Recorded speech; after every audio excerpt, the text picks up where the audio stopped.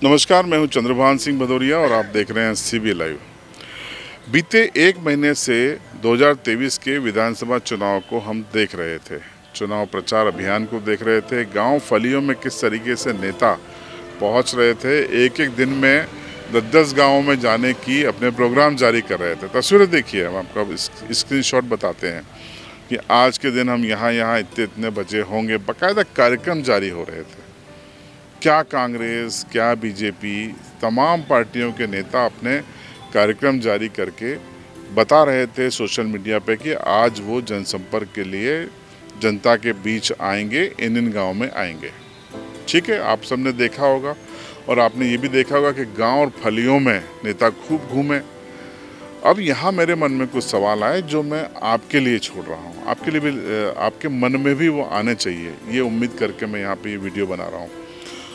एक चीज़ मैंने सोची कि मान लीजिए किसी भी विधानसभा में औसत 260 से लेकर 350 बूथ हैं। कहीं 280, 284, कहीं 356, कहीं 304, कहीं 321, ऐसे बूथ हैं।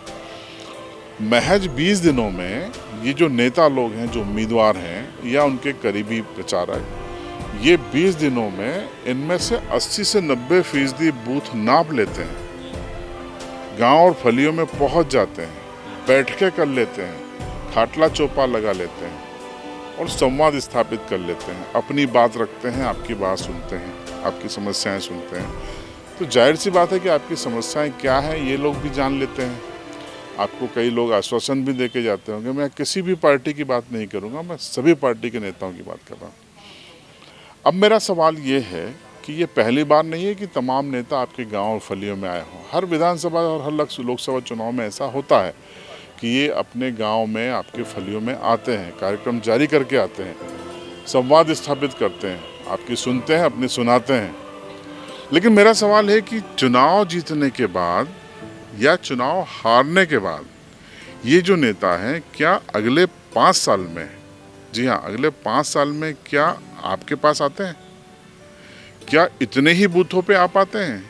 क्या इतने ही गांवों में आ पाते हैं? इतने ही फलियों की विजिट कर पाते हैं? क्या खाटला चौपाल लगाते हैं आपके यहाँ के? इसी तरीके से लगाते हैं? आपकी पूछते हैं कि भाई आपने जो काम बताया था क्या हुआ, हुआ या नहीं, डीपी मिली या नहीं, रोड बनाया नहीं, पूछते हैं?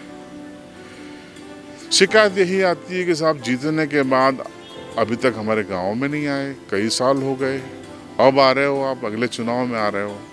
यही डायलॉग सुनने को मिलते हैं ना। ऐसा क्यों होता है कि 20 दिन में आप ऊर्जा लेने के लिए, पावर लेने के लिए जनता के बीच पहुंच जाते हैं, और पावर लेने के बाद जनता की लड़ाई हम दिल्ली भोपाल में लड़ेंगे बोल के ऐसा दिल्ली भोपाल जाते हैं कि गांव और फलियों को ही भूल जाते हैं। और वो लड़ाई किस बात की लड़ते हैं पता नहीं, क्योंकि अगर लड़ाई लड़ते तो फिर आज हमारे आदिवासी भाई हजारों की तादाद में पलायन क्यों कर रहे होते? आज हमारे अस्पतालों से रेफ़र क्यों किए जाते मरीज? आज हमारे बच्चे अच्छी शिक्षा के लिए झाबुआ लिराजपुर से बाहर क्यों जाते? एग्रीकल्चर कॉलेज यहाँ क्यों नहीं खुलता? मेडिकल कॉलेज यहाँ होता।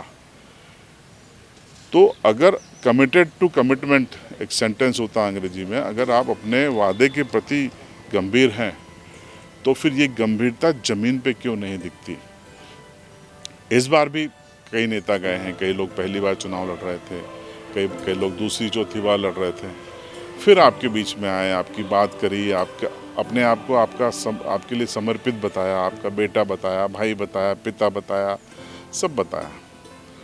लेकिन अब सवाल करना सीखिए कि 20 दिन में तमाम बूथ पे घूम लिए, गांव में घूम लिए, क्या अगले 5 साल में घूम पाएंगे?